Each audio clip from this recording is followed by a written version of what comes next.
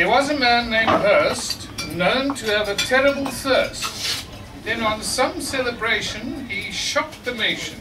He quenched the thirst on the inside of Hirst, but the outside of Hirst gave in and he burst. Okay. I find myself on the wrong side of planet Earth and unable to get to the OP 50th reunion. I would be much obliged if you would make my apologies to the gathering and tell them I will be there for the 75th. I would be equally grateful if you would convey my thoughts to the gathering as per the attached screed. You will have to sing the first 2 lines in your best David Kramer impersonation. For the rest, your mellifluous umskalk tone will do admirably. Hier sit die manne,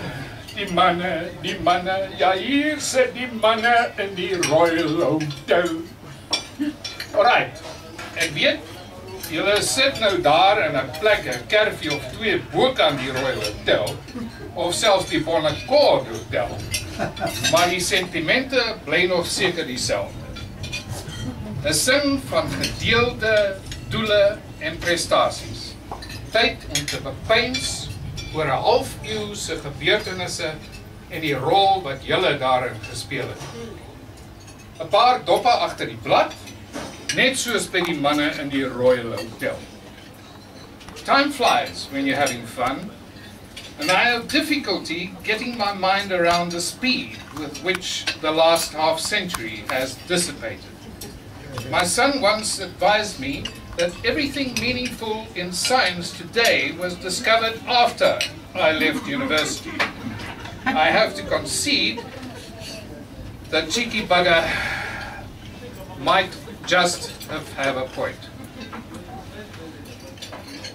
The changes wrought in 50 years have been mind-bending.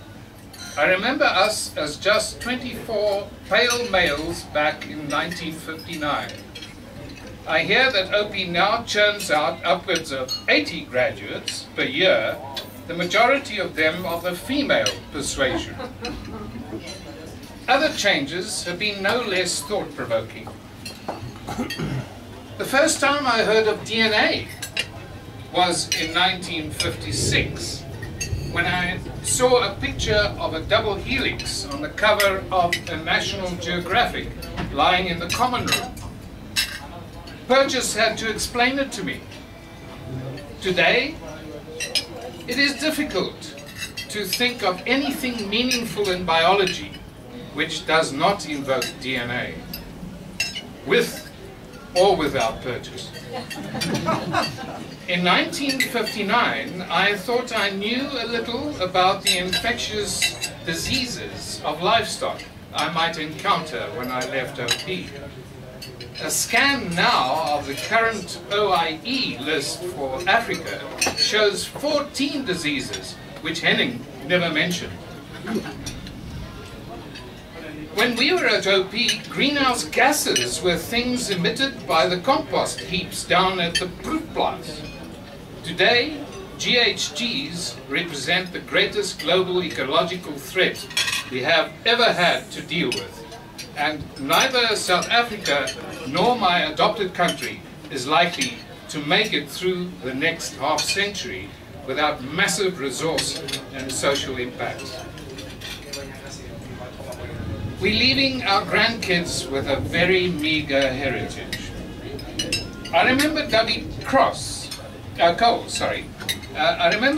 Coles cheerfully assuring us in 1958 that we knew damn all and that a degree was just the first step on the way to real learning. Boy, was he ever right. We went through a huge amount of learning at OP, and perhaps it was inevitable that we were arrogant after getting through all that. But OP, unfortunately, wasn't the real world.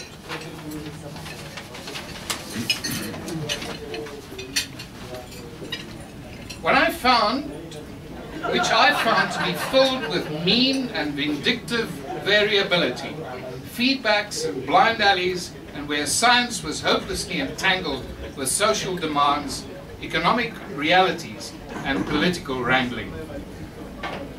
Expect the unexpected, they should have taught us, but Herodotus wasn't on the teaching staff at OP, unless that was him wearing a Connie Schultz costume. Did we make a difference to the world?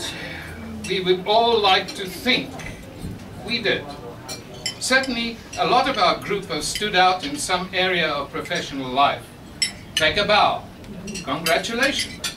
But please remember that the world is a huge place, and individual efforts and merit are not easily seen against a big, complicated, and ever-changing backdrop. Ask yourself, too, what might have been different had you not appeared on the scene? Each of us probably has his own benchmark by which he gauges his contribution. Most of mine, not surprisingly, have nothing to do with veterinary science, nature conservation, ecology, or any of those disciplines. They were made in backward places like Lesotho, Nepal, and Bangladesh, where I like to think that I opened the door of opportunity just a little for a lot of my third world colleagues. There's a small silver dish on my desk as I write this. It had peppermint candies in it when a Bengali colleague gave it to me in 1993. She wrote on the attached card, "Most of all, thank you for giving me confidence so that I am no longer afraid of grappling with things." Would we do it again? I certainly would, even though I spent only a fifth of my subsequent career doing things which could be defined as veterinary in nature. The professional aspirations, the high standards, the camaraderie, and the ambience at OP all made for a life-opening experience which was in many ways unique. I never managed to duplicate it in the other halls of learning into which I subsequently ventured. I doubt anyone in the class would look back 50 years and say he should have done it differently back in 1955. And yet, I recall meeting Bert van Jaarsveld in 1971 and discovering that he was about to graduate in theology. Like I said, the real world is a devilishly complicated and surprising place.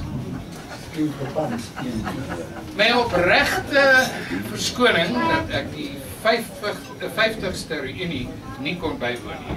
Ek het verwag om teen hierdie tyd in Tanzanië werksaam te wees en van daar 'n draai by Pretoria te gooi. Ongelukkig is die bureaukrasie en rooi lint ten volle ontwikkel in Dar es Salaam. So sou Robbie Burns die situasie opgesom het. The best laid schemes of mice and men gang up, agree. So gaan dit. Geniet julle tyd saam. Alles van die beste. Stan.